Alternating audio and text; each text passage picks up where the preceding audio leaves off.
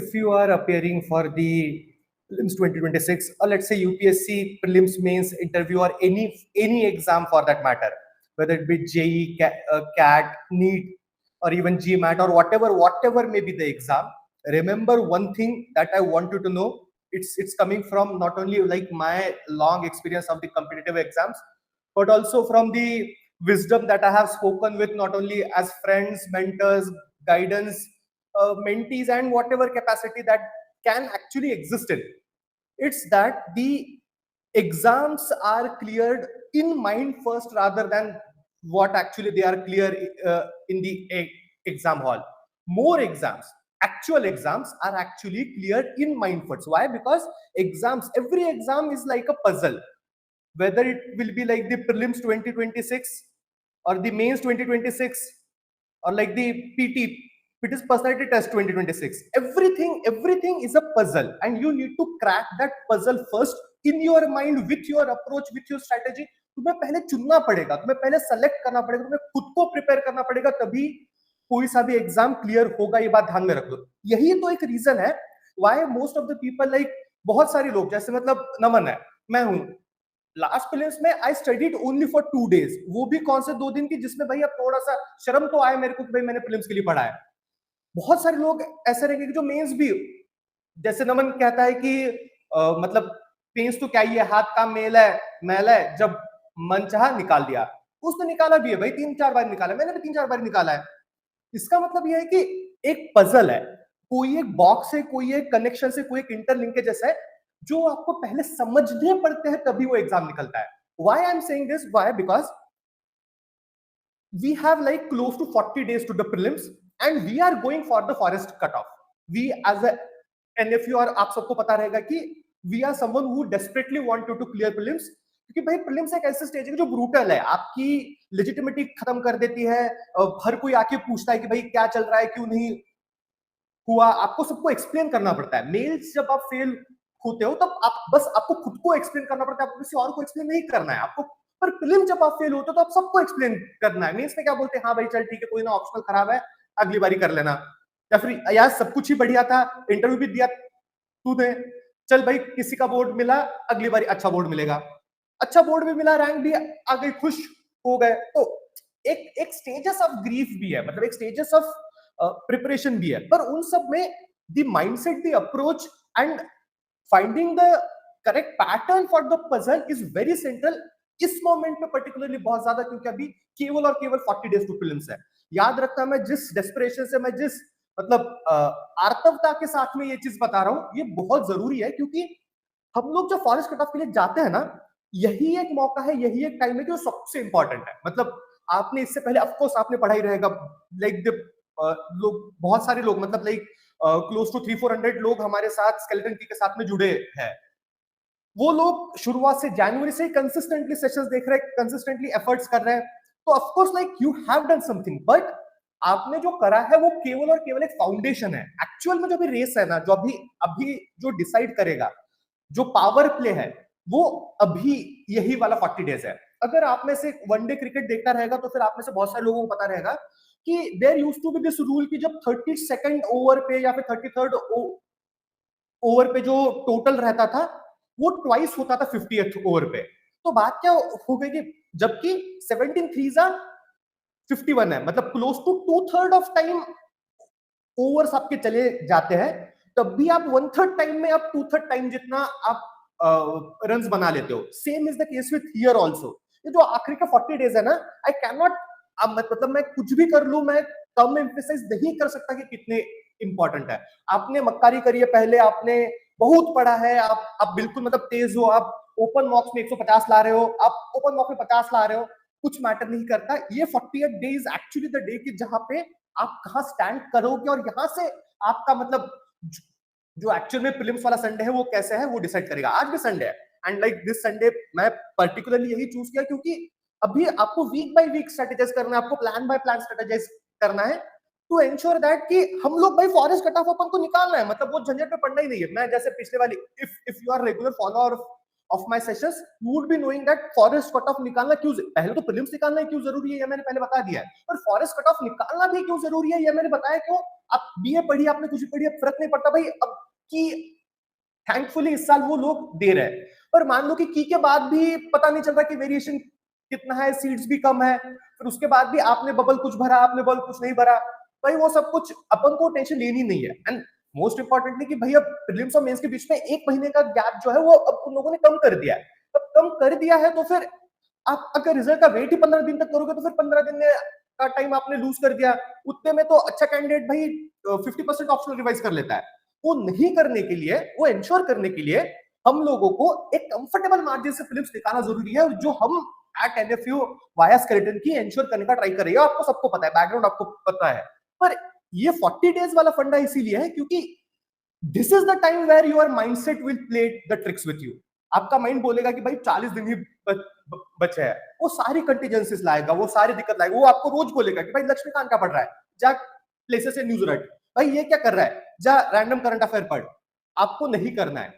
आपको करना है तो फिर किस हद तक करना है, किस लिमिट में करना है, करंट किस लिमिट में करना है, स्टैटिक किस लिमिट में करना है, क्वेश्चन किस लिमिट में लगाना है, ये सब कुछ आपको स्ट्रेटेजाइज करना पड़ेगा, ये आपको दिमाग में लगाना पड़ेगा, तभी आप ये चीज कर पाओगे। Remember remember remember, it's all game of approach. मेहनत का गेम है, मना नहीं कर रहा, मेहनत करनी पड़ेगी, हम मेहनत करवा भी रहे हैं और आप मेहनत कर भी रहे हो। भाई कौन नहीं करना चाहता मेहनत, हर किसी को आईएएस बनना है। इतना मतलब जैसे people who actually like live in ओआरएन और मतलब अलीगंज या फिर ये अपने दिलसुख नगर में, हैदराबाद में, हर हर जगह पे I have been to like all of the places, हर जगह पे लोग खुद के ऊपर बहुत कष्ट करके एक्चुअली में they are taking efforts to actually survive there, sustain themselves and study. तो मेहनत तो आप कर ही रहे हो, बट ये जो स्मॉलर चेंज, मतलब जो एक्स फैक्टर रहता है, जो कुछ चीजें रहती है जो आपको सेपरेट करती है कि क्यों हर बारी बस 12,000 लोग का ही प्रीलिम्स निकलता है, उसमें से 5-6,000 लोग तो रिपीटेड प्रीलिम्स निकाल ही रहे हैं, क्यों उनका निकलता है? Why? Because exams are actually clear in the mind first and then they are clear in the exam hall. और वो कैसे रहेगा, I am trying to like help you with this session. Please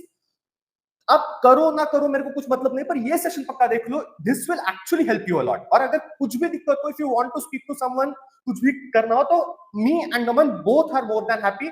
मैं तो खैर चिल बंदा हूं, मैं डांटता नहीं हूं, नमन थोड़ा सा डांटता है, तो फिर अब मतलब भाई अब किसी को तो डांटना पड़ेगा ही। अब भाई मैं तो कैसा हूं कि मेरे को तो क्या है कि भाई मैं तो तुम्हारी जैसा ही हूं, मेरे को चिल रहो, पढ़ाई करो, खुश रहो, मजे करो, एग्जाम निकालो, वैसा मेरा फंडा रहता है। अब हर किसी का वो नहीं रहता, तो आपको कैसा वाला चाहिए, हमारे पास में दोनों अप्रोच है। आप आओ, बात करो। तो जाने से पहले बात क्या है कि अभी हम डिसाइड करेंगे कि स्टॉक ऑफ द सिचुएशन लेते हैं कि भाई चल क्या रहा है। मतलब हम लोग ये 40 दिन टू प्रीलिम्स वाला सेशन आ रहा है या फिर मैं बात कर रहा हूँ, इसका क्या जरूरी क्यों है? मतलब मैं इतना भाई धूप लाइट फैन बंद करके चला रहा हूँ, क्यों? क्योंकि भाई अब मेरे सेशंस में नेट नहीं चल, मतलब रिकॉर्डिंग में दिक्कत आ रही है, मेरा माइक खराब है, मैंने नया माइक लिया, फिर उसी के बाद में अब इसमें नॉइस कैंसिलेशन नहीं है, नॉइस कैंसिलेशन की वजह से जो ना होने की वजह से जो डिफिकल्टी आ रही है वो ना हो, इसलिए भाई मैंने फैन बंद करके मैं ये चीज रिकॉर्ड कर रहा हूँ। तो प्लीज अंडरस्टैंड कि मतलब मेरी ईगरनेस क्या है, मतलब मैं what I am gaining from it. Only thing that I am gaining is this satisfaction on your faces, जबकि भाई वो वन रिजल्ट फाउंड दिखता है। प्रीलिम्स के बाद में जो वन रिजल्ट फाउंड दिखता है ना, वो एक्चुअल में अगर आपका पहले प्रीलिम्स नहीं निकला है तब तो और भी ज्यादा मतलब कोई फीलिंग ही नहीं रहती उसकी। क्यों? क्योंकि पहली बार ऐसा रहता है कि यूपीएससी आपने कुछ कुछ आपको कुछ बता रहा है। अब तक तो आप ही यूपीएससी को एक तरफा प्यार कर रहे थे, हर बारी फॉर्म भेज रहे थे, वो बता रहा था कि भाई कुछ नहीं है, आओ अगले साल फिर से फॉर्म भरो। और फर्स्ट टाइम ऐसा होता है कि भाई वो भी बोलता है कि नहीं भाई ये लड़का है, ये लड़की है, इसको कुछ वन रिजल्ट, इसको कुछ हाथ में दो, फिर डैप भरोगे, पेस लिखने जाओगे, ऑप्शनल का करोगे, जो भी मतलब वो हम लोग सब कुछ डिस्कस कर चुके हैं। इस पूरी साइकिल में, इस पूरे कंटेक्स्ट में अभी जो 40 दिन है वो सबसे इंपॉर्टेंट है। वाई? बिकॉज अभी से जो एक भी मिनट रहेगा ना, उसकी हर एक जो आगे वाला मिनट जा रहा है उसकी इंक्रीजिंग वैल्यू है। अभी जो एक मिनट का इंपॉर्टेंस है ना, वो 3 महीने बाद, 3 वीक बाद में जो एक मिनट रहेगा उससे बहुत ज्यादा रहेगा। बहुत कम रहेगी, तब की एक मिनट की वैल्यू बहुत ज्यादा रहेगी। क्यों? क्योंकि भाई वो एग्जाम के पास में है, यू हैव लिमिटेड, पूरे साल भर आप मेहनत करते हो, बहुत सारी, ये टेस्ट सीरीज कर ली, ये कोचिंग कर ली, ये सेशन देख लिए, ये प्रिपेयर कर लिया, पर उसको कंसोलिडेट भी तो करना है, उसको दिमाग में भी तो लाना है, उसको समझना भी तो है, सब कुछ भी तो करना है। और वो सब कुछ उसी एग्जाम के दौरान, उसी टाइम फ्रेम में करना पड़ता है। तो वो टाइम फ्रेम, इसीलिए जो increasing value of every minute है ना, वो अभी से बढ़ती जाएगी। एंड मतलब इमेजिन करो कि एग्जाम से पहले वाले जो 3 दिन रहेंगे ना, वो मोस्ट प्रीशियस 72 आवर्स है, मतलब या फिर 4 दिन है तो 96 आवर्स है। अभी के 4 दिन में आप जितना काम करोगे, उससे एटलीस्ट आपको 10 गुना काम उन 4 दिन में करना है। तो इसीलिए अगर टाइम की वैल्यू अगर बढ़ती जा रही है विथ एवरी पासिंग मिनट, तो आपकी जो यूटिलिटी है, आप जिस तरीके से उस टाइम को यूज कर रहे हो, वो भी आपका यूटिलिटी बढ़नी चाहिए। अगर आप कोई अभी 3 घंटे का वीडियो देख रहे हो, तो you can afford watching 3 hours of video now, but you cannot afford this 10 days before exam। 10 days before में आप 3 आवर का नहीं, पर आप 45 मिनट्स का देख सकते हो। क्यों? क्योंकि आपके पास में उतना ही अब आपने श्रिंक कर दिया ना। 3 आवर्स की लिबर्टी अब थी, तब 3 आवर्स की लिबर्टी नहीं है, क्योंकि amount of time it is left for the exam अब कम कम होता जा रहा है। तो आपको जो productive output from each minute of the time that you are investing in the preparation, वो आपको इंक्रीज करना ही पड़ेगा, तभी आपका एग्जाम निकलेगा। सेम गोज विद अभी जैसे मतलब पहली साइकिल कंप्लीट करने में लोग 2 महीना ले लेते हैं, जो बिगिनर्स है, पर आपको लास्ट साइकिल जो कंप्लीट करनी है रिवीजन की, वो 4 दिन में करनी है। मैं कर चुका हूं, मैं तो 2 दिन में भी कर चुका हूं। मैं बताऊंगा मतलब वो कैसे होती है, बट एवरी टाइम का जो यूटिलिटी है, वो इंक्रीजिंग होना चाहिए विच ईच पासिंग यूनिट। ये बहुत जरूरी है, और ये फ्रॉम नाउ ऑन ही होना चाहिए, और ये इररिस्पेक्टिव ऑफ एवरीवन है। आपका पहला अटेम्प्ट है, आपका 100वां अटेम्प्ट है, कोई सा भी अटेम्प्ट है, मेरे को मतलब नहीं है। आप कितने भी 30 मार्क का हो, कुछ भी हो, हाँ बिल्कुल ही भाई। अब आप ज्ञानी ही हो, आपको फर्क ही नहीं पड़ता, तो फिर आप भाई मतलब आप प्रिटी श्योर कि आप ये सेशन नहीं देख रहे हो। पर जो नॉर्मल कैंडिडेट्स है भाई, जिनको क्लियर करना है, मतलब जो कर भी रहेंगे, जो मेहनत करके आउटपुट निकाल भी लेंगे, उनके लिए बात चलो। जो गुड कैंडिडेट्स, अच्छे कैंडिडेट्स जो प्रिपेयर कर रहा है, जो सीरियस है, उनके लिए from now on increasing utility को आपको रिफ्लेक्टिव करना है कि इंक्रीजिंग आउटपुट के साथ में। तभी आप मैनेज कर पाओगे, तभी आपको फोमो नहीं रहेगा, तभी you will be always be in the comfortable position to ensure that कि भाई आपने टाइम का सही इस्तेमाल किया। एंड जैसे मैं माइंडसेट की बात कर रहा हूं ना, ये माइंडसेट तभी बनेगा कि जब आपने कोई चीज को रिपीटेडली लिव किया है, आपने रिपीटेडली उसको एसिमुलेट करा है, तो फिर आपको पेपर में जाके, मुझे पेपर में बैठ के ही पता होता था कि भाई इसमें क्या ही पूछेगा। वो फंडामेंटल का क्वेश्चन पूछेगा, पार्लियामेंट का क्वेश्चन पूछेगा, मॉनेटरी पॉलिसी का क्वेश्चन पूछेगा, बैंकिंग का क्वेश्चन पूछेगा, कुछ जियोमॉर्फोलॉजी का कुछ क्वेश्चन पूछेगा, करंट का कुछ क्वेश्चन पूछेगा, कुछ छोटा मोटा साइंस टेक वाइंस टेक का पूछेगा।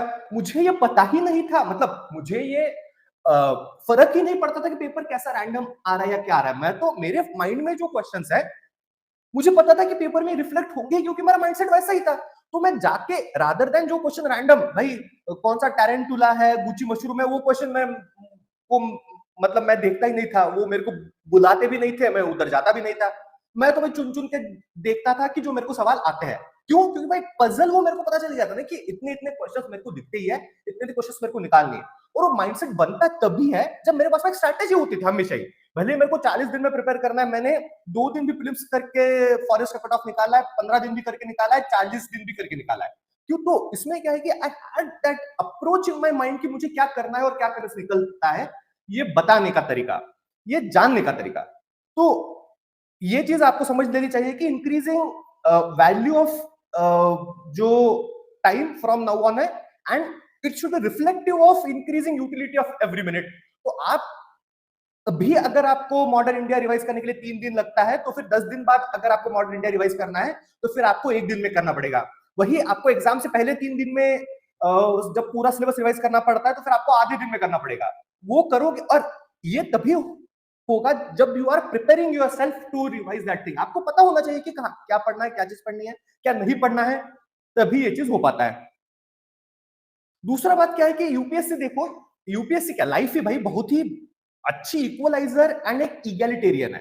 क्या कि भाई सबके पास में, आपके पास में भी 35-40 दिन ही है, किसी और के पास में भी 35-40 दिन ही है, सबके पास में 35-40 दिन है। हमारे पास में भी सेशन मेरे को लेने के लिए, मेरे को कोर्स कंप्लीट करने के लिए भी 35-40 दिन है।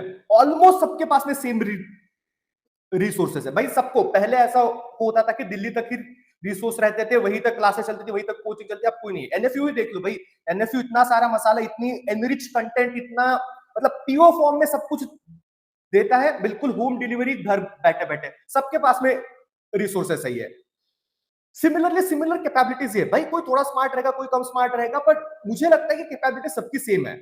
हर कोई 8-9 घंटा ही पढ़ सकता है, 14 घंटे पढ़ रहा है तो फिर प्रोडक्टिव आउटपुट उसका 9 घंटा ही है।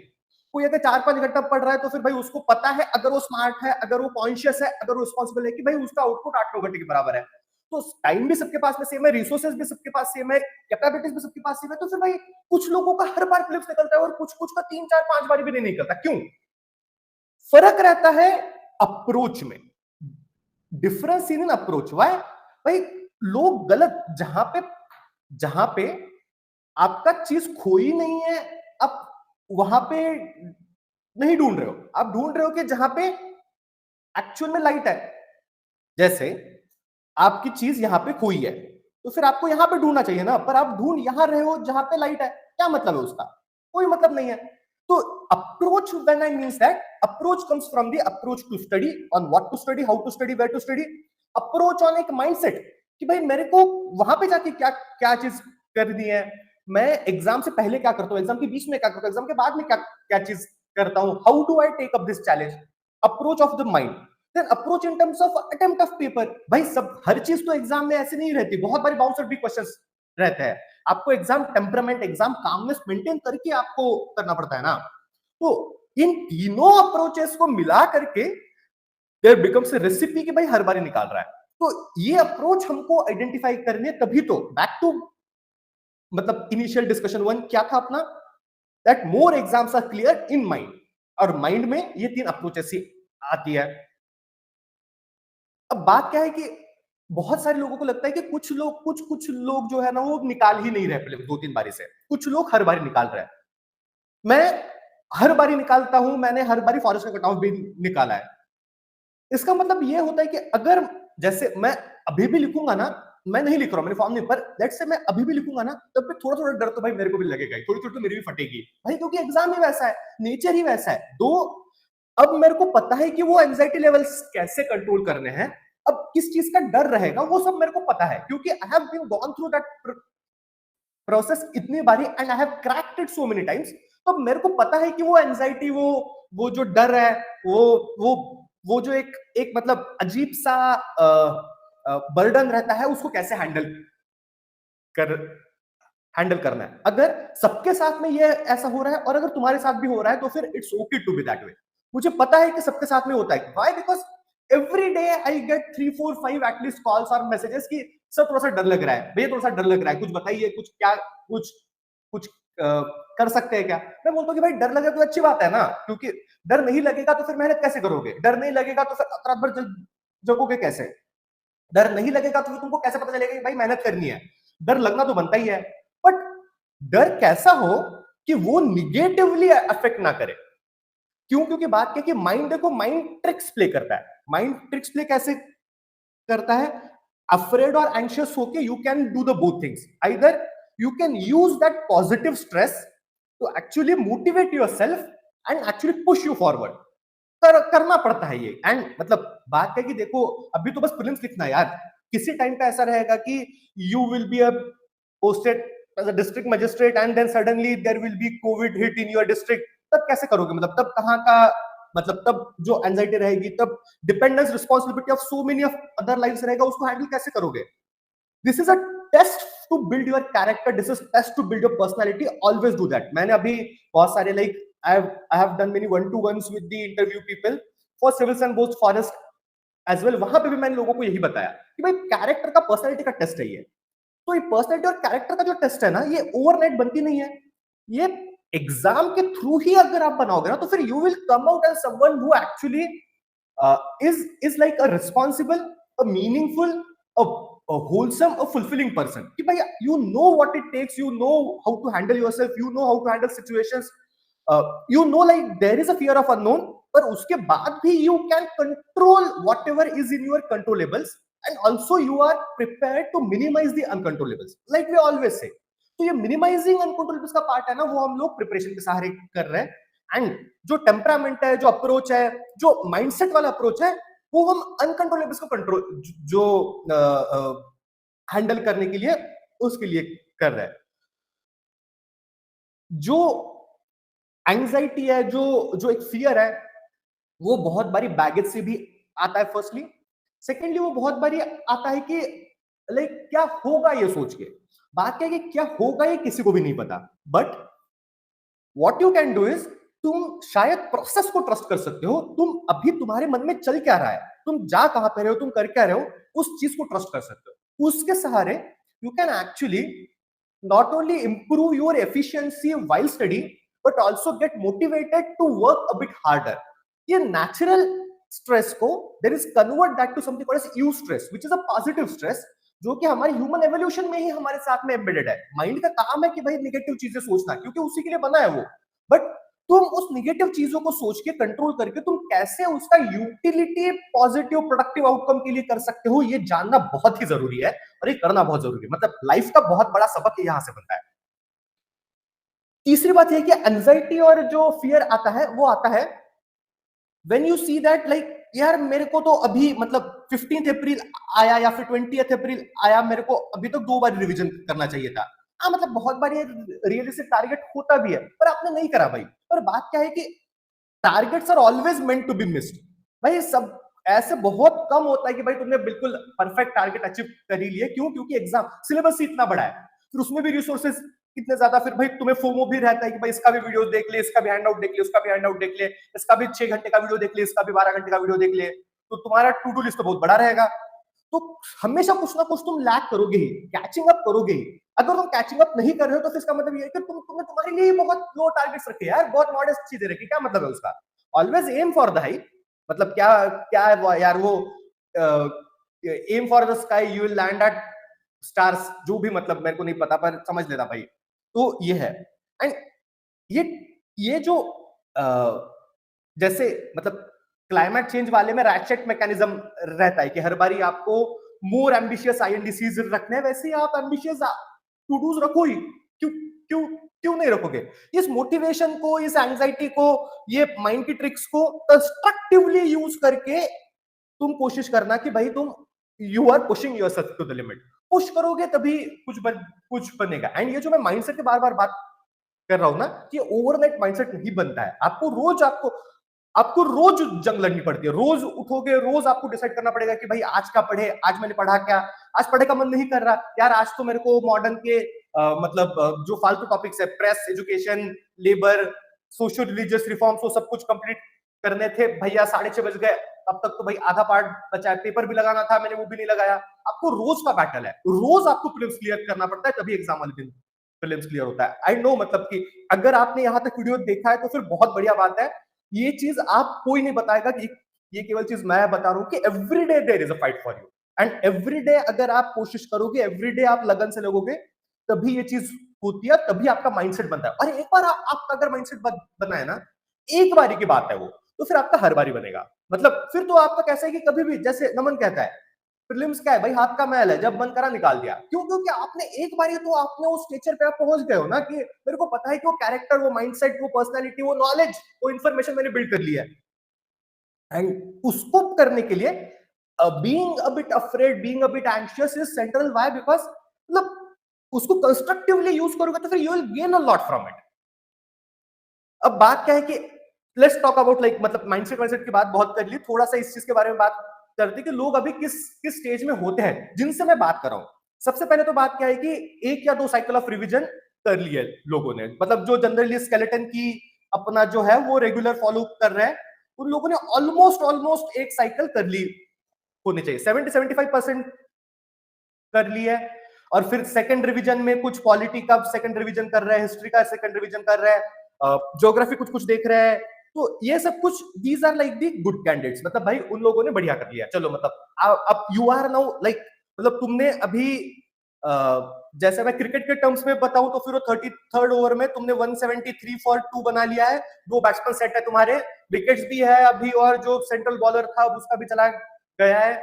अब तुम्हारे तुमको बस एक्सेलरेट करना है और तुमको वो 350 या इवन 400 टच करना है। मतलब वही कि अब जैसे तुम ओपन वॉक्स में भी 90 95 100 स्कोर्स ला ही रहे हो रहेंगे। तो though they are not indicator, but एक एक वो जो तुम्हारी लैंग्वेज में बताना था वो चीज है। दूसरा ये है कि भाई ऑलमोस्ट कंप्लीट कर लिया है पर कुछ पार्ट लेफ्ट है। कुछ पार्ट कौन सा कि जो भाई कंफ्यूजिंग है, जिसके में वो कॉन्फिडेंट नहीं है।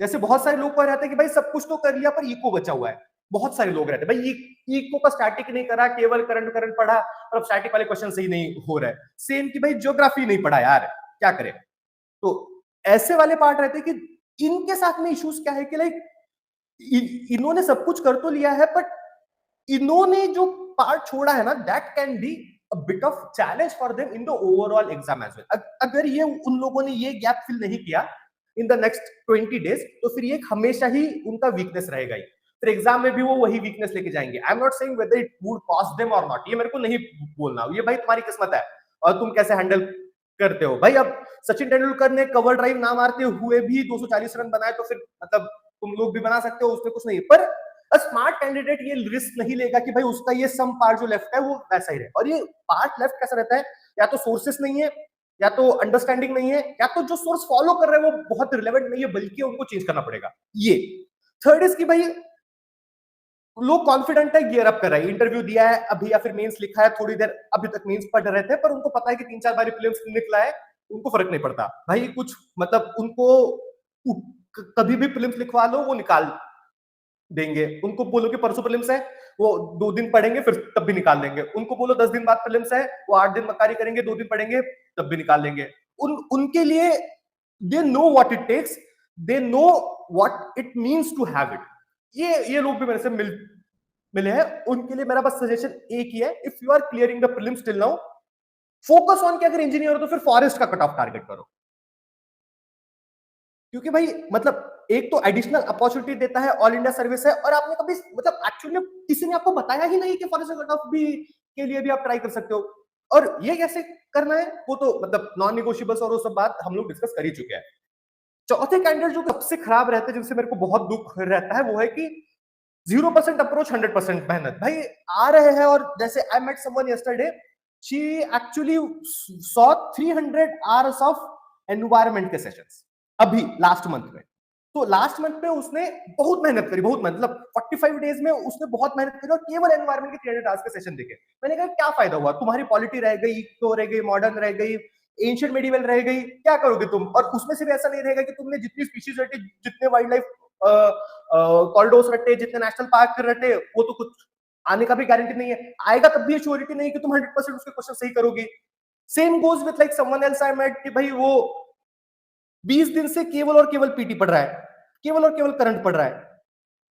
भाई करंट पढ़ने के लिए मना नहीं कर रहा, but it should not come at the cost of कि आप स्टैटिक पढ़ है या फिर नॉन निगोशिएबल्स है। ऑफ कोर्स आपको हम लोग बूस्टर में आपको एग्रीकल्चर दे रहे हैं ना, नमन ने करवाए तो क्रॉप्स, मनीष ने करवाए तो वर्ल्ड हेरिटेज साइट्स, तो इसका मतलब ये थोड़ी ना है कि हम लोग मैं स्टैटिक कॉम्प्रोमाइज करवा रहा हूं, नहीं भाई मैं तो स्टैटिक करवाऊंगा ही, मैं तुमको बार बार बोलूंगा कि स्टैटिक करना ही है तुमको। तो ये जो 100% मेहनत है और 0% अप्रोच है ना, ये बहुत बुरे रहते। Like every year there will be at least 15-20,000 such candidates की जो इसके ट्रैप में फंसते हैं। वो टेस्ट सीरीज लगाएंगे भाई, बोलेंगे कि रोज को मेरे को 2 पेपर लगाने हैं, और फिर पेपर में भी क्या है कि रोज डिस्कस करेंगे, सर आज मेरे पेपर में 95 मार्क्स आए 200 में से। मैंने कहा भाई तू तेरे मार्क्स ही उस बकेट में हॉवर कर रहा है, 85 टू 95 100। अब बात है कि उसका मतलब क्या है, मतलब इससे तू खुद को दिलासा क्या दे रहा है, समझा क्या रहा है, मतलब इससे तेरा प्रोडक्टिव गेन क्या है, तेरा अप्रोच क्या है, कुछ भी नहीं है ना। तू बस तसल्ली के लिए, तेरे को अच्छा लगता है, तेरे को लत लग गई है एमसीक्यू सॉल्व करने की, तो फिर एमसीक्यू सॉल्व करेगा। तो अब इससे निकलता है क्या, मुझे नहीं पता निकलता है क्या, पर मेरे हिसाब से कि it can be dangerous way to handle the prelims.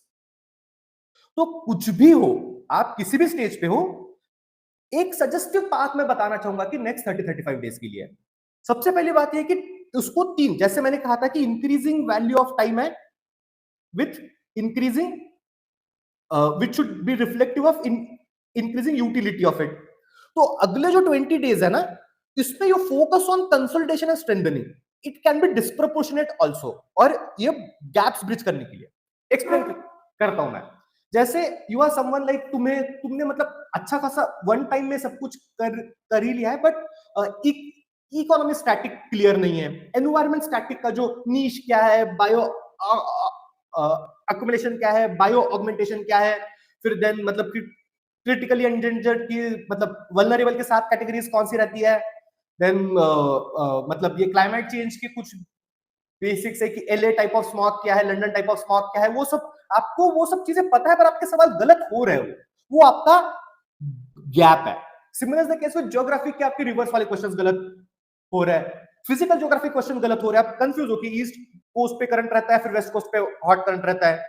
तो ये टाइम उन गैप्स को ब्रिज करने का है और कंसोलिडेट और स्ट्रेंथन करने का है। कंसोलिडेट किनको करना है कि जो आपने कवर नहीं किया है, जहां पे भी आपने लेफ्ट आउट पार्ट करा है वो अभी देखो।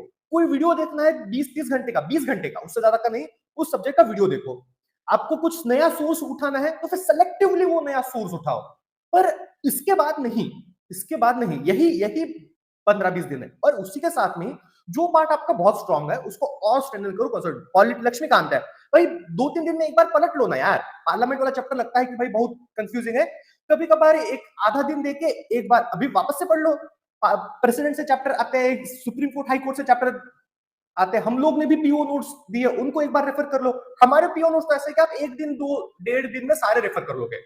तो ये चीज आपको करनी है। तो ये इससे कंसोलिडेशन और स्ट्रेंथनिंग है। और अभी बूस्टर्स पे काम करना है। बूस्टर्स कैसे? मनीष ने जैसे वर्ल्ड हेरिटेज साइट करवाया, मनीष ने जैसे स्पीशीज करवाई, मैं अभी कुछ और बूस्टर करवाऊंगा। हम लोगों ने अशोकन साइट्स करी थी, अभी हम लोग प्लेसेस से न्यूज भी डिस्कस करेंगे।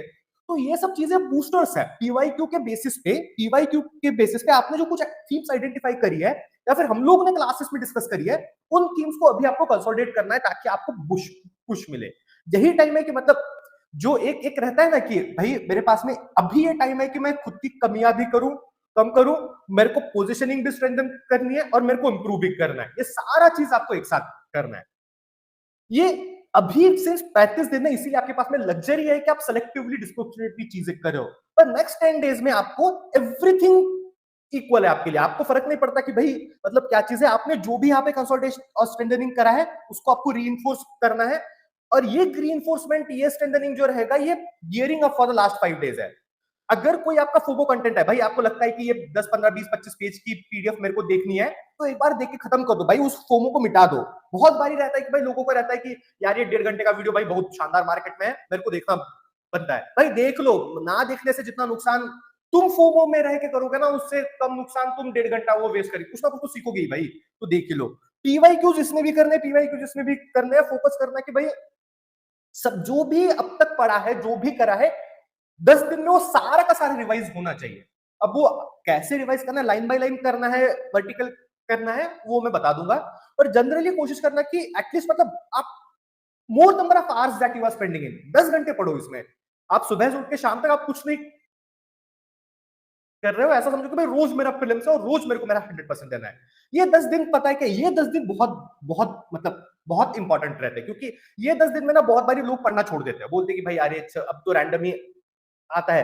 फिर क्या चीज रहती है ना कि 2 वीक पहले यहाँ पे कोई ओपन मॉक रहते हैं, फिर लोगों के उसमें कम मार्क्स आते हैं, फिर लोग डिस्कस करते हैं, फिर मतलब बाकी सब चीजें होती है।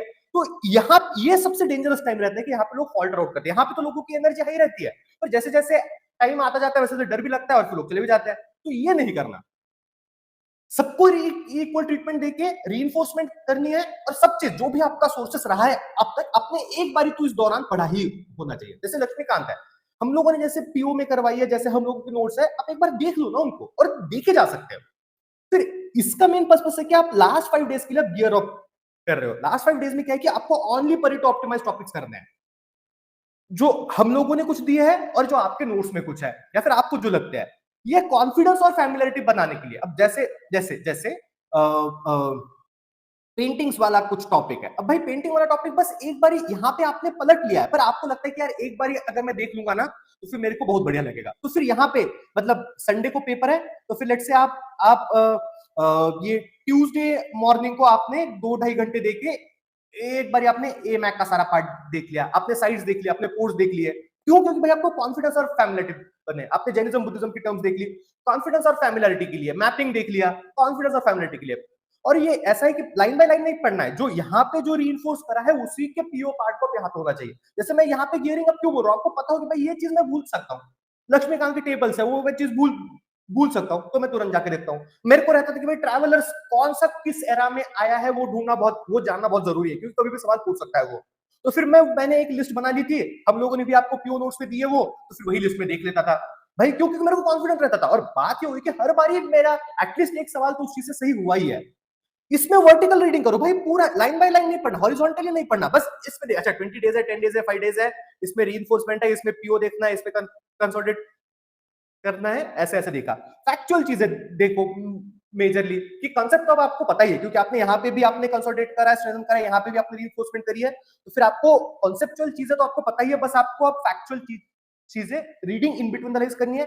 मोस्ट इंपॉर्टेंटली प्रायोरिटाइज योरसेल्फ, भाई डरना नहीं है, कुछ भी डरो कुछ भी हो, खुद पे काम करो। दिस इज द टाइम के 2 5 4 दिन बन के आप केवल और केवल आपके कॉन्फिडेंस के लिए कर रहे हो, फैमिलियरिटी के लिए कर रहे हो, इसका रिवीजन के साथ में कोई भी ताल्लुकात नहीं है, इसका कोई भी कनेक्शन नहीं है, ये केवल और केवल आपका कॉन्फिडेंस है। आपको लगे भाई मैं अभी अभी कल ही तो मैंने लक्ष्मीकांत पढ़ी, तो फिर लक्ष्मीकांत पे मैं सारे सवाल करूंगा अभी, फिर वहां पे जाके वो नहीं लगता कि यार मतलब 71 से बोडो डोंगरी सैथाली मैथिली था या फिर 92 से था, किससे था। तो ये सब कंफ्यूजन दूर करने के लिए ही बस ये कॉन्फिडेंस और फैमिलिटी के लिए ये 5 दिन है। तब भी हेल्थ पे फोकस करो, माइंडसेट पे फोकस करो, कॉन्फिडेंस पे फोकस करो, रोज इमेजिन करो, रोज ऑप्टिमाइज करो खुद के एफर्ट्स को कि भाई मैं जाके क्या करूंगा, वहां पे एग्जाम में क्या आएगा, मैं क्या करूंगा, एग्जाम कैसा रहेगा, क्या क्या चीजें वो पूछेगा, क्या क्या चीज वो पूछ भी लेगा, तब भी मैं कैसे स्केलेटन की के सहारे, लैंग्वेजेस के सहारे, एग्जामिनर माइंडसेट की मॉर्फोलॉजी के सहारे मैं डील करूंगा। ये जो सारा का चीज कल्मिनेशन है, क्रिसेंडो जिसको कहते हैं, कल्मिनेशन जिसको कहते हैं, वो प्रायोरिटाइज योरसेल्फ में आता है। फिर बहुत सारे लोगों का क्वेश्चन रहता है कि भाई क्या क्या चीज करें। मैं कहता हूं कि make everything work together, questions करें या फिर सिर्फ पढ़ाई करें, रिवीजन करें। भाई फॉल्स डाइकोटॉमी है, पीवाईक्यू क्वेश्चंस भी करो, पढ़ाई भी करो, दिन का मतलब एक सेशन, एक हाफ ऐसा हो कि आप एटलीस्ट 50 क्वेश्चन तो आप कर ही रहे हो। तभी तो हम लोग एमटीपी कराते हैं कि भाई 50 क्वेश्चन तो आपको करने ही करने हैं अभी से, मतलब प्रीलिम्स तक रोज। किसी दिन बोर हो रहा है, पढ़ाई का मन नहीं कर रहा, तो फिर 100 क्वेश्चन कर लो, 150 क्वेश्चन कर लो, 200 क्वेश्चन कर लो, 300 क्वेश्चन कर लो, पर पीवाईक्यू करो प्रिफरेबली, वो ज्यादा अच्छा रहेगा। सीडीएस का पेपर करो, फिर उसी के साथ में पढ़ाई करो। सुबह 2 घंटे पढ़ाई करी, फिर एक घंटे क्वेश्चन लगाए, फिर पढ़ाई करी, फिर कुछ वीडियो देखा, फिर क्वेश्चन लगाए। दूसरा लोग बोलते कि करंट वर्सेस स्टैटिक, भाई स्टैटिक ऑलवेज ट्रायम्फ्स, बट कैसे कि करंट करो पर स्टैटिक के मतलब सैक्रिफाइस करके मत मत मत करो। जैसे ओवरऑल अगर 90 आवर्स आप स्टडी कर रहे हो, तो फिर you can devote 15 hours to current, बाकी 75 आवर्स जो है वो आपका स्टैटिक के लिए ही होना चाहिए। और स्टैटिक ऐसा हो कि भाई क्यों, क्योंकि करंट में वो कुछ भी पूछेगा, आप सही कर लोगे गलत कर लोगे, उसको फर्क नहीं पड़ता, उसका कोई फर्क नहीं है, क्योंकि करंट वो कुछ भी पूछ सकता है। और रिटर्न ऑन आउटपुट हमारे पास में नहीं है, क्योंकि अभी से एवरी मिनट का, अगेन वही प्रिंसिपल वही है, एवरी मिनट का जो वैल्यू है वो इंक्रीजिंगली ज्यादा है।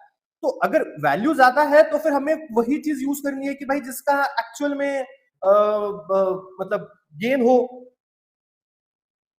उस केस में स्टैटिक का जो रिटर्न ऑन आउटपुट है वो बहुत ज्यादा रहता है करंट से। करंट ना करो ऐसा नहीं है, बट लिमिटेड करो, भावनाओं में मत बह जाना। देन मॉक्स वर्सेस पीवाईक्यूज, भाई डिपेंड तुम्हारा पर्पस क्या है वो देख लो, आइदर और नहीं है, दोनों मिला के।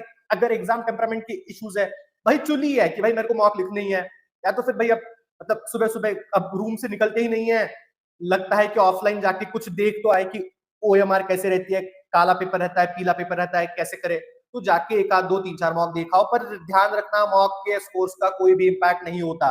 मॉक्स भाई तुम्हारे मेरे जैसे लोग बनाते हैं, मैं तो खैर बताता ही नहीं, मैं तो इससे दूर हो गया, मैं तो पीवाईक्यू ही देता हूँ एमटीपी में, पर ऐसे ही लोग बनाते हैं, तो उनको भी अंडरस्टैंडिंग बहुत लिमिटेड रहती है। और बात क्या है कि उनको उनका मटेरियल फोकस रहता है मॉक्स बनाने का, यूपीएससी के पास में उनका मटेरियल नहीं है। यूपीएससी के पास में अपना क्वेश्चन बैंक है, आपको उन्हीं की से आएगी, पर उसका एक पर्पस है कि आपको भाई थोड़ा सा मतलब आपने सारे पीवाईक्यूज भी कर लिए, आपने स्टैटिक भी करा, और भाई मतलब चाहिए कि चलो दोस्त के साथ में जाए कहीं, किसी की गर्लफ्रेंड रहती है, जैसे I used to live with someone, उसकी गर्लफ्रेंड रहती थी, वो बोलती थी कि भाई मतलब मॉक मॉक दिलाने ले चलो, भाई अब गर्लफ्रेंड है तो फिर करना तो पड़ता ही है, तो फिर चले जाओ उसके साथ में, पर मार्क्स लेने नहीं है। और पीवाईक्यू को अगेन कि मतलब पीवाईक्यू को सैक्रिफाइस करके नहीं करना है। सेकंड इज लाइक कि वीडियो देखे या फिर सर पढ़ाई करे। भाई देखो, अगर बिल्कुल शॉर्ट क्रिस्प और अगर मतलब रिलेवेंट वीडियोस है, मैं खुद की तारीफ नहीं कर रहा है, ऐसे कुछ नहीं है, पर इकोनॉमी के आपने देखे रहेंगे, या फिर एमैक के देखे रहेंगे, या फिर नमन के ज्योग्राफी के वीडियो देखे रहेंगे, या फिर मनीष के रैंडम स्टूडियो देखे रहेंगे, बहुत ही क्रिस्प वीडियो है। तो खाना खाते खाते कुछ करते करते वीडियो देख लो, मैं कॉन्सेप्ट भी वहीं पे बता देता हूँ, सब कुछ वही बताता हूँ, और उसी के सहारे अगर आप क्विकली रिवाइज कर पाओ तो फिर वो देख लेना। अगर आपको वीडियो, या फिर दिन के एंड में भाई आज अभी कुछ करने का मन नहीं कर रहा, सुबह 7 बजे के जगे हुए हो, अभी 10:30 बज रहा है, अभी 10:30 बज रहा है और जनरली आप 12 बजे सोते हो, तो उस केस में आपको 1.5 घंटा तो और पढ़ना तो है ही। रादर देन रील्स देखो, वीडियोस देख लो, वो ज्यादा हेल्प करेगा। पर रीडिंग को कॉम्प्रोमाइज नहीं करना है, रीडिंग देखते देखते करते करते जॉटिंग्स बनाते बनाते वीडियो देख लो, अकोमोडेटिव अप्रोच रखो दोनों की एक दूसरे के लिए। तीसरा ये कि क्या नहीं करना है। एक तो भाई केवल और केवल करंट पढ़ते हैं, मैंने देखा है कि लोग केवल और केवल पीटी पढ़ के ही जाते हैं, पर्टिकुलरली कि जो इनिशियल स्टेज में केवल करंट पढ़ के जाते हैं, कुछ नहीं होगा उसमें, तुम्हारे 80-85 नंबर बनेंगे, कट ऑफ से 10-12 नंबर कम रहोगे और फिर वही अगले साल फिर से वही करना है। आप में से भी ऐसे बहुत सारे लोग होंगे, पर सिंस आप लोगों को हमने इतनी बारी ब्रेन वॉश किया है तो फिर एटलीस्ट आप तो अब ये गलती नहीं करोगे। दूसरा बात यह है कि अवॉइड एक्सेसिव मसाला, कि भाई जैसे मैंने कहा कि the another like mentee of mind की जो जिसने 300 घंटे का देखा एनवायरमेंट, और अब वही उसका 1000 पेज का उसका एक ही सब्जेक्ट का वो है, अभी नहीं है उसके पास में स्कोप इतना, अभी कुछ ऐसा लग रहा है तो छोड़ दो उसको, भाई उतना कॉम्प्रोमाइज करो, उतना रिस्क ले लो। पर ये 2000 घंटे पर सब्जेक्ट के वीडियोस नहीं देखने हैं। Max to max that you can afford is भाई 20 घंटे का है, 10 घंटे का है, वो भी ऐसे कि भाई आपने 2 दिन बैठ के आपने 5-5 घंटे वीडियो ही देखे, 2x पे देखे और वो भी जल्दी खत्म कर दिया। थर्ड इज माइंडिंग मॉक्स कोर्स, भाई मॉक्स कोर्स अभी जैसे मैंने बताया था कोई उसका रिलेवेंस नहीं है, कुछ नहीं है। फिर कट ऑफ क्या रहेगा भाई, सीट्स कितनी है, कम हो रही है, ज्यादा हो रही है, पेपर कौन बनाएगा इस बारी, इनसाइडर न्यूज ये है, आउटसाइडर न्यूज है, फलाना न्यूज ये है, पेपर ऐसा बन रहा है, ये आएगा, कुछ फर्क नहीं पड़ता। प्लीज ये मत करना, ये बहुत बड़ी रेसिपी है, डिजास्टर है कि आप वो करोगे, शॉर्ट इनसाइडर इंफॉर्मेशन के पीछे भगना, कुछ मतलब पर्टिकुलर क्वेश्चन मिल जाए क्या वो जानना, ऐसे नहीं होता भाई, कुछ नहीं होता। तुम जो पढ़ोगे उसी में से पेपर आता है, इसी श्रद्धा के साथ में पढ़ना, इसी मतलब जुनून के साथ में पढ़ना कि भाई मैं जो पढ़ूंगा वही आएगा पेपर में, और ट्रस्ट में अगर उसी श्रद्धा के साथ में पढ़ोगे ना तो आता भी है पेपर में। Next is loop holes plug करो, कि एब्सोल्यूट कमांड ओवर नॉन निगोशियबल्स तुमको चाहिए, अभी तक नहीं है तो फिर नेक्स्ट 20 डेज में तुमको ये करना ही करना है कि भाई नॉन निगोशियबल्स तुम्हारे बिल्कुल ओवर द टॉप है। मैं तुम्हें कुछ भी पूछूं कि भाई हंटर कमीशन 2 थी तो फिर पहली कौन सी थी, दूसरी कौन सी थी, दूसरी कमीशन के मेंबर्स कितने थे, पहले ऑगस्ट ऑफर आई थी या फिर पहले क्रिप्स मिशन था, राजा जी फॉर्मूला पहले आया या फिर देसाई लियाकत पैक्ट पहले आया, आपके टिप्स पे होना चाहिए ये। अब मैं रैंडम चीज पूछूं कि भाई मतलब मीरठ कॉन्स्पिरेसी में कितने लोग थे, तो ये सब डिस्कशन भी आप इतना एब्सोल्यूट कमांड हो आपका बुक्स पे कि भाई मैंने तो करा है, ये कर लिया तो फिर आपका सिविल्स का कट ऑफ आपका कोई भी नहीं रोक सकता, ट्रस्ट में नहीं रोक सकता।